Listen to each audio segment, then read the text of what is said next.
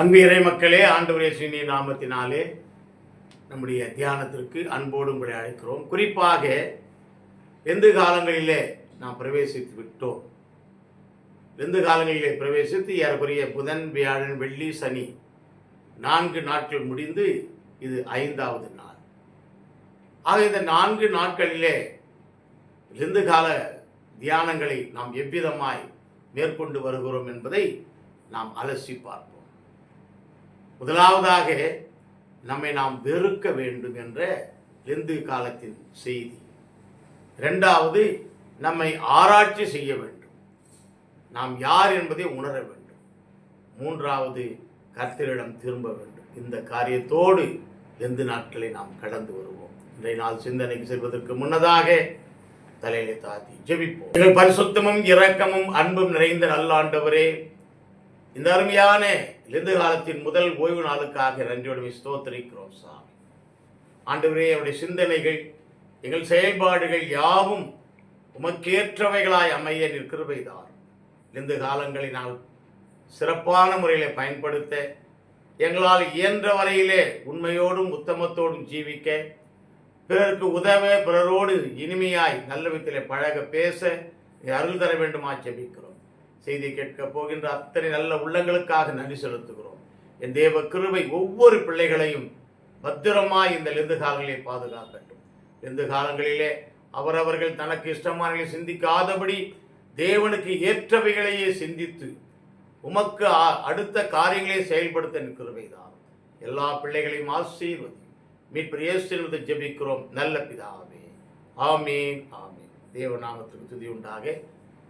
ஒரு பாடலை நாம் பாடுவோம். திரண்ட ஆஸ்தி, உயர்ந்த கல்வி, செல்வாக்குகள் மிக விருப்பினோம். திரண்ட ஆஸ்தி, உயர்ந்த கல்வி, செல்வாக்குகள் மிக விருப்பினோம். குருசை நோக்கி பார்க்க எனக்கு, குருசை நோக்கி பார்க்க எனக்கு, உரிய பெருமை யாவும் அற்பமே, உரிய பெருமை யாவும் அற்பமே.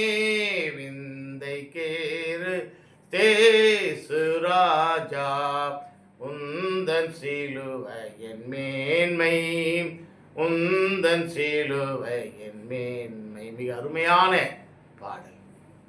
இந்த உலகத்திலே நாம் என்னதான் திரளான ஆஸ்தியை உடையவர்களாக இருந்தாலும், நல்ல நிலைமையிலே படித்து சிறந்திருந்தாலும், செல்வங்கள் திரளாய் நமக்கு குவிந்திருந்தாலும், இவைகள் அனைத்தும் என் அப்பன் இயேசு சிலுவையிலே மாண்டாரே, அந்த சிலுவையை நோக்கி பார்க்கும் பொழுது எல்லாம் அற்பம் என்று பக்தன் பாடுகிறான். ஆகவே அவனே பாடுகிறான். இந்த விந்தை அன்பு கீடாய் என்ன காணிக்கை ஈந்திடுவேன். இந்த காலங்களிலே உண்டிகள் கொடுப்பார்கள், சில இடங்களில் கவர் கொடுப்பாங்க. இந்த உண்டியையும் கவரையும் நிறைச்சி கொடுத்துட்டா போதும். இந்த விந்தை அன்பு கீடாய் என்ன காணிக்கை ஈந்திடுவேன். ஐயா, ஆண்டவர் சிலுவையிலே மரித்து தன் ஜீவனை நமக்காக கொடுத்தாரே, அந்த அன்பை நாம் ருசி பார்க்கும் பொழுது, அந்த அன்பை நாம் நினைத்து பார்க்கும் பொழுது, அந்த அன்பை நாம் நம்முடைய வாழ்க்கையில நிறுத்தி நோக்கும் பொழுது, இந்த உலகத்தின் எல்லா செல்வங்களும், எல்லா காணிக்கை பொருள்களும், உயிர் பலிகளும் ஒன்றுமே ஈடாகாது என்பதை மிக திட்டமாக சொல்கிறான். எந்த பொருள் ஈடாகும், என்னை முற்றிலும் உமக்களிக்கிறேன்.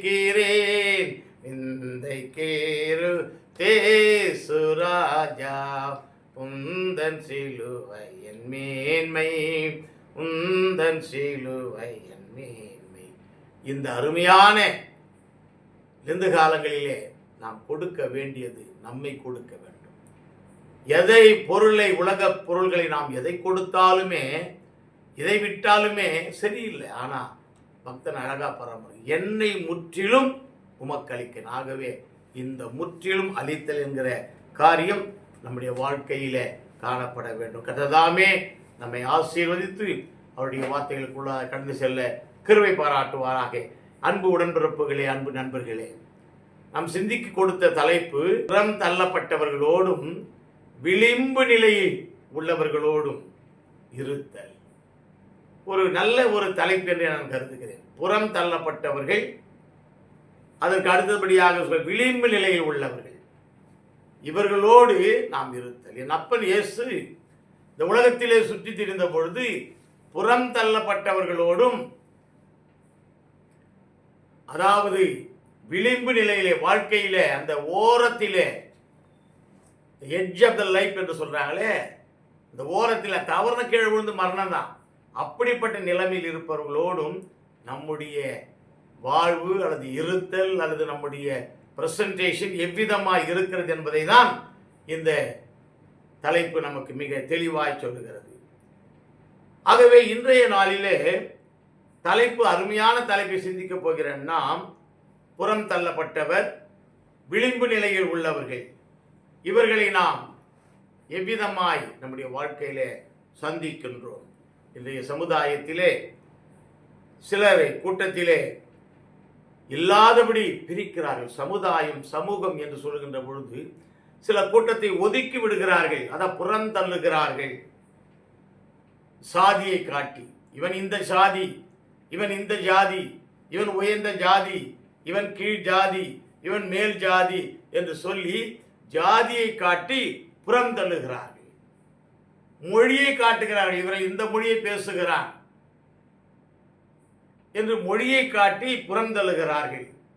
இனம், இனத்தை காட்டி, பொருளாதார நிலைமையிலே அவருடைய உயர்வு எவ்விதமாய் காணப்படுகிறது, அவன் வளர்ச்சியுடையவனாய் பொருளாதாரத்தில் காணப்படுகிறானா, இல்லை பொருளாதாரத்தில் மிக நலிந்த நிலைமையில் ஏழ்மையிலே காணப்படுகிறானா? அப்படி ஏழ்மை நிலையிலே இருப்பானே ஆனால் அவன் புறம் தள்ளப்படக்கூடிய ஒரு நிலைமையை அடைகிறான் என்று பார்க்க வேண்டும். சிலரை விளிம்பு நிலையிலே ஒரு சிலரை நாம் காண்கிறோம். அந்த விளிம்பு நிலை என்பது வாழ்க்கையின் கடைசி நிலை.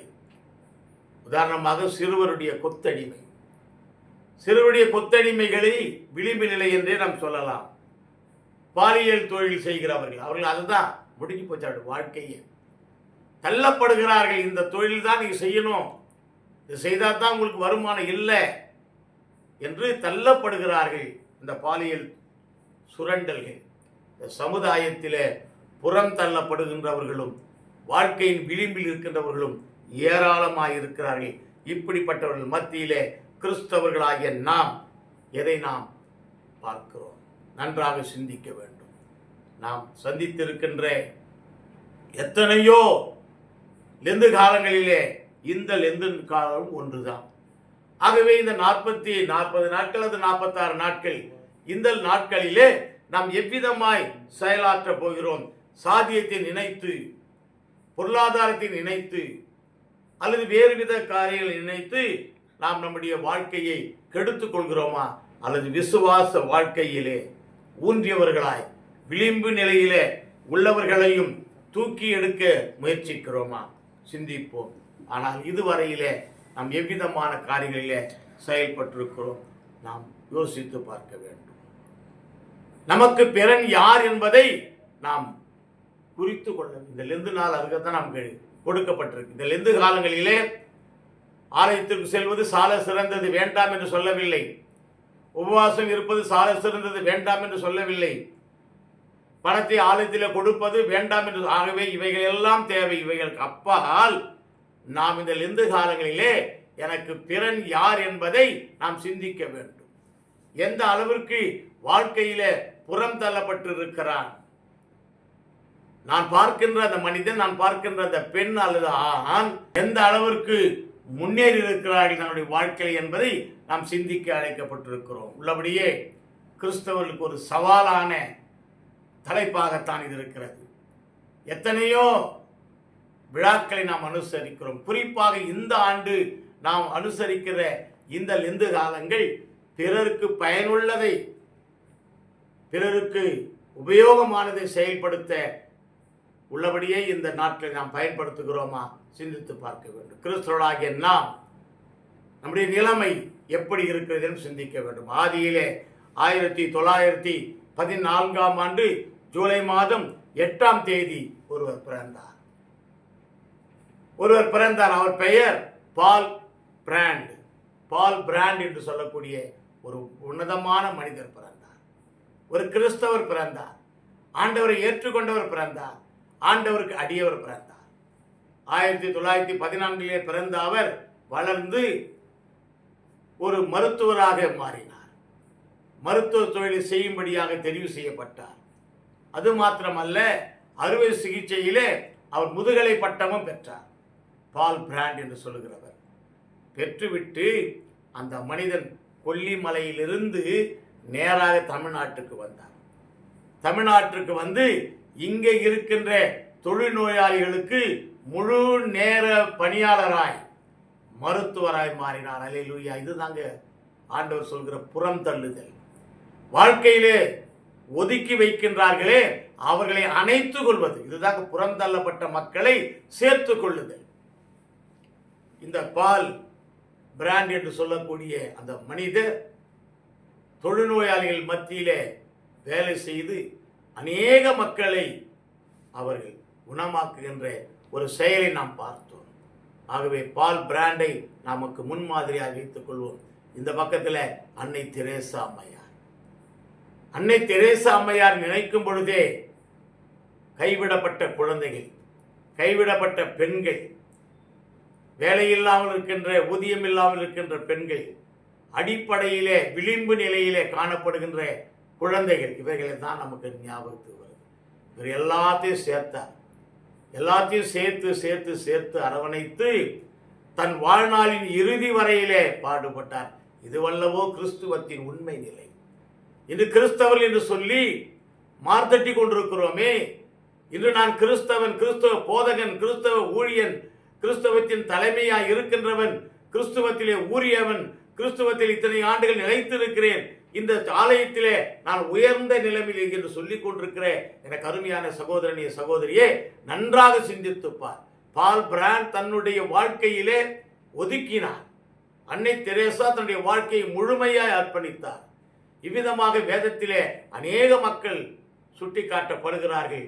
எவ்விதமாய் நாம் நம்முடைய வாழ்க்கையை கிறிஸ்தவ ஊழியங்களுக்கு அர்ப்பணிக்கிறோம், நன்றாக சிந்தித்து பார்ப்போம். அன்னை தெரேசாவும் பால் பிராண்ட் அவர்களும் தங்களுடைய பணியை உன்னதமாக செய்தார்கள். வேதத்திலே மத்தேயு சுவிசேஷத்திலே 9ஆம் அதிகாரம் 11வது வசனத்தை நாம் பார்க்கும் பொழுது, பரிசேயர் அதை கண்டு அவருடைய சீஷர்களை நோக்கி, இயேசுசாமி செய்கிற செயலை பரிசேயர் பார்க்கிறாங்க. பார்த்து சீஷர்களை பார்த்து என்ன சொல்றான்? உங்கள் போதகராகிய இயேசு கிறிஸ்து ஆயக்காரரோடும் பாவிகளோடும் போஜனம் பண்ணுகிறது என்னவென்று கேட்டார்கள். என் அப்பன் இயேசு இந்த உலகத்திற்கு வந்ததே பாவிகளை ரட்சிக்க தான். கிறிஸ்து இயேசு உலகத்தில் வந்த, இதை மறந்துட்டாங்க அந்த பரிசேயர். கேள்வி கேட்கிறான், இந்த இயேசுசாமி எப்படி பாவிகளோடு உட்காரணும், பரியாசக்காரரோடு உட்காரணும், அவங்களோடு எப்படி சாப்பிடலாம், இப்படியாய் கேள்விகள் கேட்கிறார்கள். எனக்கு அருமையான தேவ ஜனமே, கிறிஸ்தவர்கள் என்று சொன்னாலே அடிமட்டத்தில் இருக்கின்ற, புறம் தள்ளப்பட்ட, ஓரங்கட்டப்பட்ட, இவ்விதமாய் வாழ்க்கையின் விளிம்பு நிலையில் இருக்கின்ற மக்களை உயர்த்துவதற்காக பாடுபடுபவர்கள் தான் கிறிஸ்தவர்கள். இதைதான் என் ஆண்டவர் இயேசு கிறிஸ்து தன்னுடைய வாழ்நாளிலே இடைவிடாமல் செய்தார். நன்மை செய்கிறவராகவே சுற்றி சுற்றி சுற்றி திரிந்தார். அவர் எங்கேயும் பணக்கார வீட்டில் போய் உட்கார்ந்து சாப்பிடல, எங்கேயும் பணக்கார வீட்டோட தங்கியில்லை.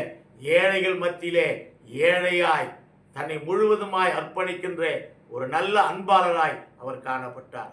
ஆகவே இந்த காரியங்களோடு நாம் சிந்திக்கக்கூடிய இந்த புறந்தள்ளப்பட்டவர்கள், விளிம்பிலே உள்ளப்பட்டவர்கள் சிந்திக்கும் பொழுது 3 காரியங்களை நாம் சிந்திக்கலாம். முதல் காரியம், சமுதாயத்தில் புறக்கணிக்கப்பட்டவர்கள். ஐயா, லேவியராம் புஸ்தகத்திலே 13ஆம் அதிகாரம் 14ஆம் வசனத்தை கடந்து போவோம். ஆனாலும் ரணமாம்சம் அவனில் காணப்பட்டால் அவன் தீட்டுள்ளவன். இது ஆதியிலேயே எழுதப்பட்ட பிரமாணம். யார் தீட்டுள்ளவன், யார் அழுக்குள்ளவன், யார் கூடியவன் அல்ல என்பதை பார்க்கும் பொழுது இந்த ரண மாம்சம் உள்ளவன் தான். தொழுநோயாளிகளுக்கு உடம்புல புண் ஏற்பட்டுவிடும். அப்படி புண் ஏற்பட்டு விடும் பொழுது அவர்களை தொடாதபடி ஊருக்கு வெளியே புறம்பே தள்ளிவிட வேண்டும், தள்ளி வைக்க வேண்டும் என்பதுதான் அந்த காலத்தினுடைய நியாய பிரமாணத்தின் கட்டளையாகி. இந்த புறம் தள்ளப்பட்டவர்கள் என்று சொல்லும் பொழுது மக்களே மக்களை ஏமாற்றி தள்ளுகின்ற செயல், மனித நேயத்திற்கும் மனித அந்யோன்யத்திற்கும் அப்பாற்பட்ட செயல். மக்களே மக்களை புறம் தள்ளுகிறார்கள். இவன் தாழ்த்தப்பட்டவன், இவன் எளியவன், இவன் உயர்வதற்கு வழியில்லாதவன் என்று சொல்லி பணத்தினாலே, புகழினாலே, பதவியினாலே எதையும் சாதித்து விடலாம் என்று சொல்லக்கூடிய மக்கள் இவர்களை புறம் தள்ளுகிறார்கள். வேதத்தின் அடிப்படையிலே பார்க்கும் பொழுது கூட இந்த நோயாளிகளை புறம் தள்ளினார்கள். எங்கெல்லாம் மனித இனங்கள் துன்பம் அடைகிறதோ அங்கெல்லாம் இறைவனுடைய பிரசன்னம் பரிபூர்ணமாக விளங்குகிறது. அல்லேலூயா.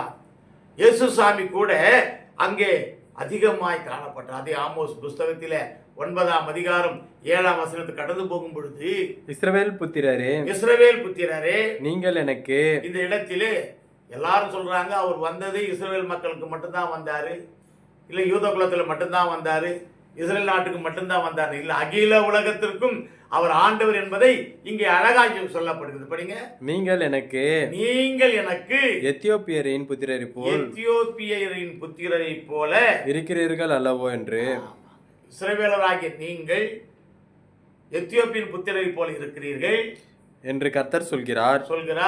நான் இஸ்ரவேலை எகிப்து தேசத்திலிருந்தும் பெலிஸ்தியரை கப்தோரில் இருந்தும் சீரியரை கீரில் இருந்தும் கொண்டு வரவில்லையோ. எங்கெல்லாம் அடிமைத்தனங்கள் காணப்படுகிறதோ, எங்கெல்லாம் புறம் தள்ளப்படுகிற மக்கள் காணப்படுகிறார்களோ அங்கிருக்கிற மக்களை எல்லாம் ஆண்டவர் அழைத்து இளைப்பாற வைக்கிறார்.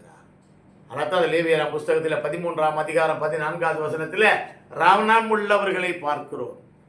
ஒருவேளை அத்தகையதான குஷ்ரோதி நம்ம பார்க்க முடியாவிட்டாலும் நமக்கு ஒரு 3 ஆண்டுகளுக்கு முன்னதாக COVID-19 என்று ஒன்று வந்தது. ஐயா, இருமனா போதும், தூரம் மூஞ்ச முடிக்க ஓடிடுவான். அவனை கூட சேர மாட்டான், அவனை கூட படுக்க மாட்டான், அவனை கூட உட்கார மாட்டாங்க. தனியான அறை ஒதுக்கிட்டாங்க, தனி அறை.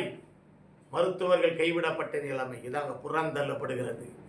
வாழ்க்கையிலே ஏராளமான பெயர் இவ்விதமாக இந்த COVID-19 புறந்தள்ளப்பட்டார்கள். ராஜாக்கள் புஸ்தகத்திலே 7ஆம் அதிகாரம் 7வது வசனத்தை கடந்து போகும் பொழுது, இருட்டோட எழுந்திருந்து ஓடி போய் அந்த குஷ்டரோகிகள் என்று சொல்லக்கூடிய அந்த மக்கள் தங்கள் கூடாரங்களையும் தங்கள் குதிரைகளையும் தங்கள் கழுதைகளையும் தங்கள் பாளையத்தையும் அவைகள் இருந்த பிரகாரமாக அந்த சீரியர் விட்டு தங்கள் பிராண மாத்திரம் தப்பும்படி ஓடி போனார்கள். உயிர் மட்டும் தப்பும்படியாக ஓடி போனார்கள். அங்கே 4 குஷ்டரோகிகளை குறித்து நம்ம பார்க்கிறோம். 4 தொழுநோயாளிகள்.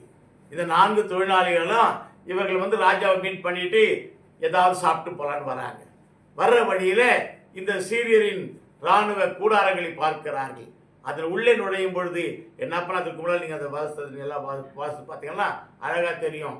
பெரிய இறைச்சல், யுத்தம் போன்ற ஒரு இறைச்சலை உண்டு பண்றாங்க. அதனால சீரியர்கள் பயந்து ஓடி விடுகிறார்கள். பெரிய யுத்தம் வந்து விட்டது, இந்த யுத்தத்திலே நாம் தோத்து விடுவோம் என்ற எண்ணத்தோடு, இஸ்ரவேலை ஜெயித்து விடுவார் என்ற எண்ணத்தோடு ஓடி விடுகிறார்கள். இஸ்ரவேலர்கள் மீட்கப்படுகிறார்கள். யாரால்? இந்த 4 குஷ்டரோகிகளால். இந்த 4 தொழுநோயாளிகள் தன்னுடைய பிராணனையும் மதிக்காமல், தன்னுடைய உயிரையும் சிநேகிக்காமல் பிறருக்காக அவர்கள் அங்கே பாடுபடுகிறதை நாம் பார்க்கிறோம். எனக்கு அருமையானவர்களே, இதைத்தானே என் அப்பன் இயேசு கிறிஸ்து கூட செய்தார். மார்க்கு சுவிசேஷத்திலே 1ஆம் அதிகாரம் 40-41வது வசனத்தில் படிக்கும் பொழுது, அப்பொழுது குஷ்டரோகி ஒருவன் அவரிடத்தில் வந்து அவர் முன்பாக நோயாளிகள் என்று சொன்னாலே புறந்தள்ளப்பட்டவர்கள், ஊருக்கு புறம்பே இருக்க வேண்டியவர்கள், ஊருக்கு உள்ளே வர முடியாதவர்கள், அப்படிப்பட்ட நிலைமையில் இருக்கின்றவர்களை 2000 ஆண்டுகளுக்கு முன்னதாகவே என் இயேசு சந்தித்து, உனக்கு சித்தமானால், அந்த தொழில்நோயாளியை கேட்கிறான், உமக்கு சித்தமானால் என்னை சுத்தமாக்க உம்மால் ஆகும் என்று வேண்டிக் கொண்டான். முடியும் என்று சொன்னார். என்ன அருமையான ஒரு வார்த்தை பாருங்க.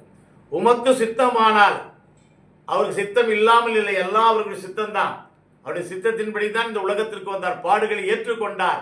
இந்த பாடுகளை ஏற்றுக்கொண்டது, இந்த குஷ்டரோகியை தொடுவது அவமானம், தொடுவது தீட்டு, தொடுவது பெரிய நிந்தையான ஒரு காரியம் என்கிற நிலைமையினாலே அவன் சொல்றான், உமக்கு சித்தமானால் எம்மை தொட்டு சுத்தப்படுத்தும். அல்லேலூயா. அருமையானவர்களே, இயேசு சுவாமி அழகாய் தொடுகிறார். அவர் தொடுகிறார். தொடுதல் என்பது கிரேக்க இஸ்ரேல் நாட்டில் அந்த வேதாமத்தில் பார்க்கும் பொழுது அணைத்து கொள்ளுகிறார். ஒருவேளை நாம கூட ஒரு மாதிரி சிலிர்ப்பு வரும். தொழுநோயாளியை அணைக்கிறதுன்னா ரொம்ப கஷ்டமான ஒரு நிலைமை. ஆகவே அவன் புறந்தள்ளப்பட்டவன், மனிதர்களால் கைவிடப்பட்டவன். அப்படிப்பட்ட கைவிடப்பட்ட நிலைமையில் இருக்கின்ற அந்த மனிதனை என் அப்பன் இயேசு தொடுகிறார். என் அப்பன் இயேசு தொட்டு அவனை குணப்படுத்துகிறார். சபையில் எவ்விதம் ஆண்டவரை மகிமைப்படுத்துகின்றன நன்றாக சிந்தித்து பார்ப்போம். புறந்தள்ளப்பட்டவன், ஓரங்கட்டப்பட்டு ஒதுக்கப்பட்டு குஷ்டரோகியாய் இருந்தவன் ஆண்டவருடைய கிருபையினாலே சுகம் பெற்று அந்த சுகத்தை பலருக்கு அறிவிக்கின்ற ஒரு நற்செய்தியாளனாக மாறினான். அப்படியானால் எனக்கு அருமையான தேவ ஜனமே, நம் மத்தியிலே புறந்தள்ளப்பட்டவர்களாக இருக்கின்ற மக்களை நாம் எவ்விதம் பராமரிக்கிறோம், எவ்விதம் சேர்த்து கொள்கிறோம், அவர்கள் நிமித்தம் பெறப்படுகின்ற நன்மைகளை நாம் எவ்விதம் பெறுகிறோம், அவர்களுக்கு செலுத்த வேண்டிய நன்மைகளையும் மரியாதைகளையும் நாம் எவ்விதமாய் கொடுக்கிறோம், திருச்சபையாக, குடும்பமாக, தனி நபராக சிந்திப்போம்.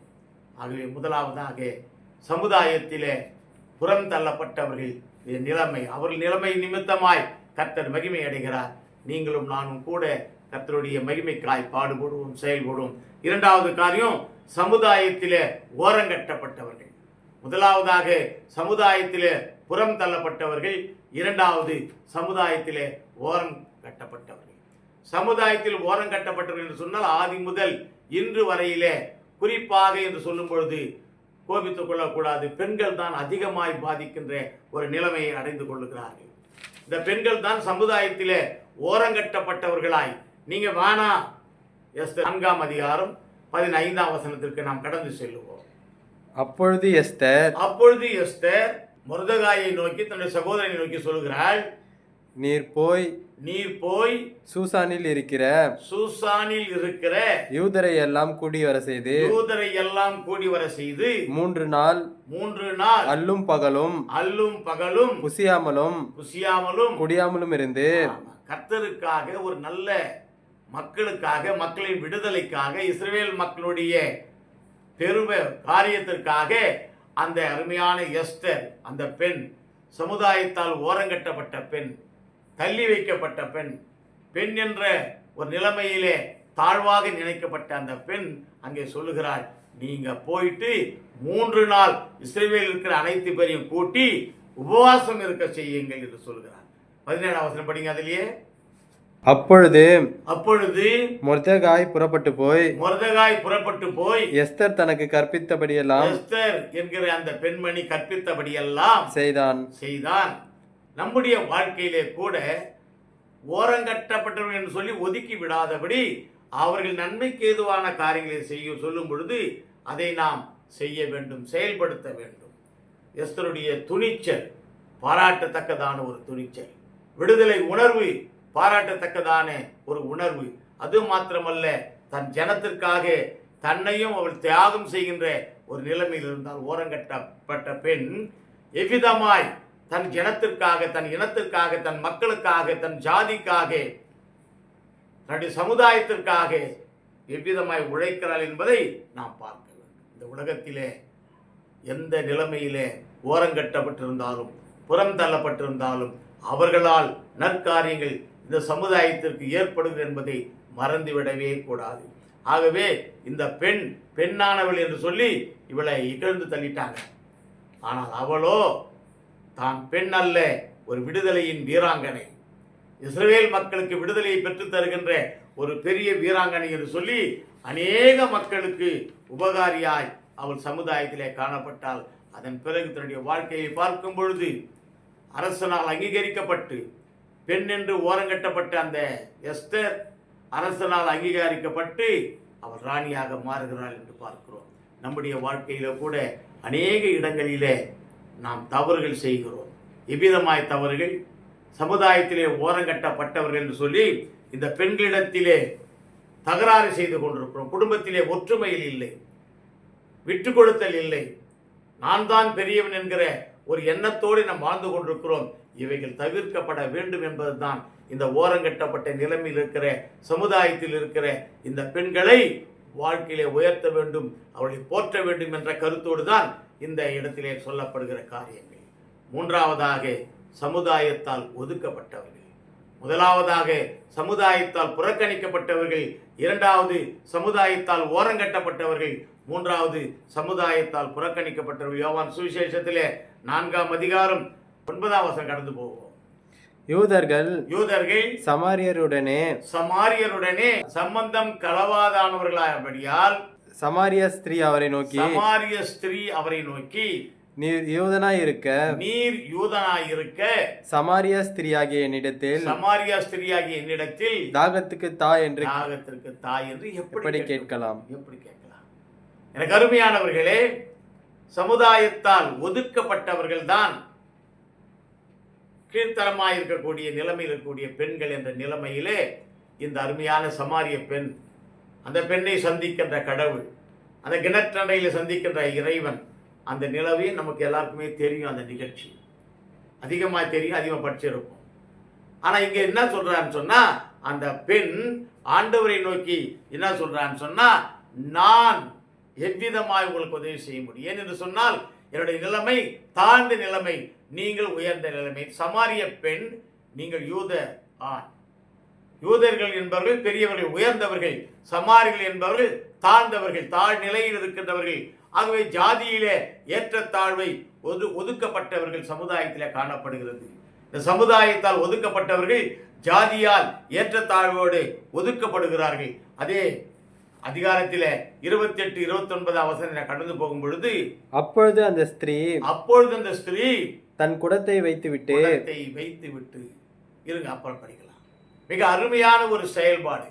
சமுதாயத்திலே வேண்டாம் என்று அல்லது கீழ்த்தரமாயினவள் என்று சொல்லி ஒதுக்கப்பட்ட அந்த சமாரிய பெண் அங்கே ஒரு பெரிய சுவிசேஷிகையாக மாறுகிறார். இயேசுசாமி தன்னிடத்திலே தண்ணீர் கேட்டவுடனே தண்ணீர் கொடுக்க சொல்லும் பொழுது அவர் சொல்றார், ஏசாமி, இன்னார் என்று அறிந்திருந்தால் நீயே இடத்தில் ஜீவ தண்ணீரை கேட்டிருப்பாய் என்று சொல்லும் பொழுது அவர் இன்னார் என்று உணர்ந்து கொண்ட அந்த பெண் தான் வந்த தொழில் தண்ணீர் மொள்ள வேண்டும் என்று சொல்லி, தண்ணீர் எடுக்க வேண்டும் என்று சொல்லி, தண்ணீர் எடுக்க உபகாரமாக இருந்த அந்த குடத்தையே கீழே வைத்து விட்டு என்ன பண்றாங்க? படிங்க. ஊருக்குள்ளே ஓடுகிறார். ஆண்டவரை அறிவிக்க ஓடுகிறார். அதாங்க சமுதாயத்திலே ஒதுக்கப்பட்டவர்கள், சமுதாயத்திலே புறந்தள்ளப்பட்டவர்களாக இந்த குஷ்டரோகிகள் கர்த்தருக்காக உபயோகமாக இருந்தார்கள். சமுதாயத்திலே புறக்கணிக்கப்பட்டவர்களாக இருந்தவர்கள் அவ்விதமாக இருக்கின்ற சமுதாயத்திலே ஓரங்கட்டப்பட்ட பெண்களாக இருந்தவர்கள் ஆண்டவருக்காக உயர்ந்து நின்றார் அந்த எஸ்தர். அதே போலவே சமுதாயத்திலே ஓரங்கட்டப்பட்ட நிலைமையில் இருந்த இந்த ஏழ்மை பெண்ணானவள், சமாரிய பெண்ணானவள் ஆண்டவருக்கு ஏற்ற ஒரு சிஷியாக மாறுகிறார் என்று பார்க்கிறோம். அவள் குடத்தை வைத்துவிட்டு என்ன பண்றாங்க? ஜனங்களை நோக்கி, தண்ணீர் எடுக்காதபடி ஓடி ஜனங்களை நோக்கி, நான் செய்த எல்லாவற்றையும் ஒரு மனுஷன் எனக்கு சொன்னான், அவரை வந்து பாருங்கள். Come and see that man.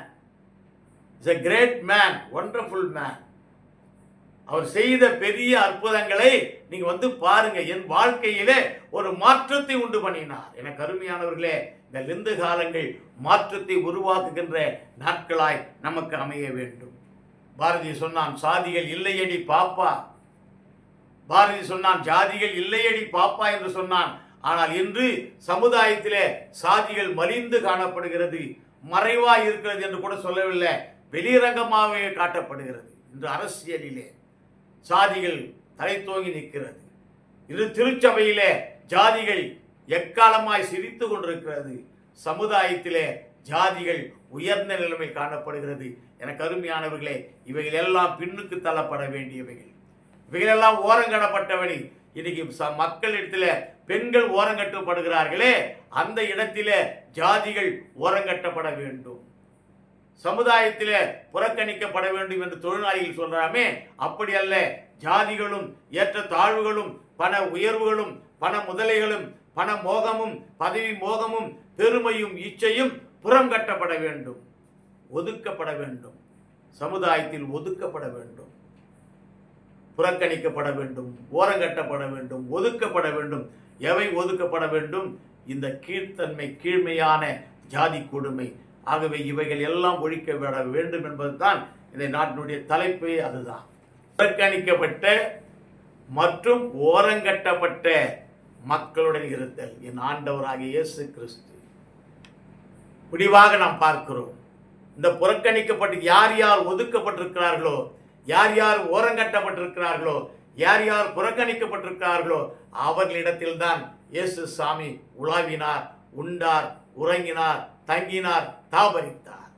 ஆகவே இன்றைய திருச்சபையிலே, இன்றைய கிறிஸ்துவர்களாகிய நாம் இவ்விதமாய் சமுதாயத்திலே புறக்கணிக்கப்பட்டவர்கள் யார் என்பதை தேடி அவரிடத்திலே செல்லுவோம். ஓரங்கட்டவர்கள் யார் என்பதை பார்த்து அவரிடத்திலே பழகுவோம்.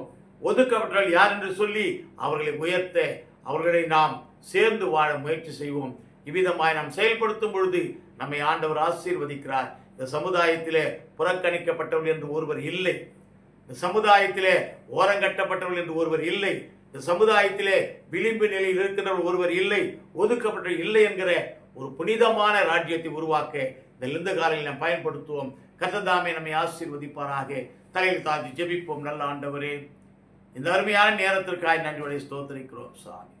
உம் திருவுள சித்தத்தின்படியே புறக்கணிக்கப்பட்ட ஒதுக்கப்பட்ட மக்களோடு இருத்தல் என் ஆண்டவராகிய இயேசு கிறிஸ்துவும் ஆண்டவர் இப்படிப்பட்ட மக்களோடு தான் இருந்து வாழ்ந்து இந்த லெந்து நாட்களிலே இவ்விதமாய் செயல்படுங்கள் என்று எங்களுக்கு முன்மாதிரியாய் சென்றிருக்கிறார். அந்த முன்மாதிரியை நாங்கள் பின்பற்றி வாழ கிருபை தாரும்.